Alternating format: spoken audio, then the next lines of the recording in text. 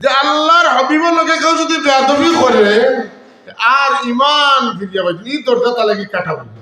আল্লাহ লোকে 1000 বার করে 2000 বার করে হে কলিমা পড়লে আবার তুই ইসলামর সুরত দিয়া ইসলাম তুমি বার করে লিয়ে যাইবা ইয়ামরুকুনা মিনাদ দ্বীনি কামরুকিস সামি মিনার রামিয়া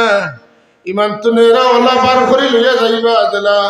বন্দুক তুনে গুলি বার হয়ে গেলে আর ফিরিয়া আয় না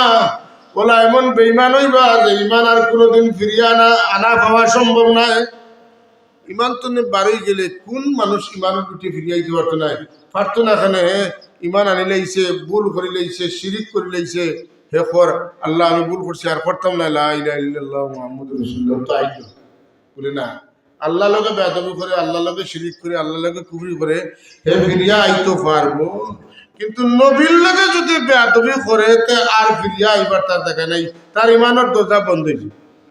আস্থা জিন্দগি ট্যাঙ্ক উফরাতে দিয়া যদি খালি কলিমা পড়ে খাম ডেঞ্জারাস কথা কইলাম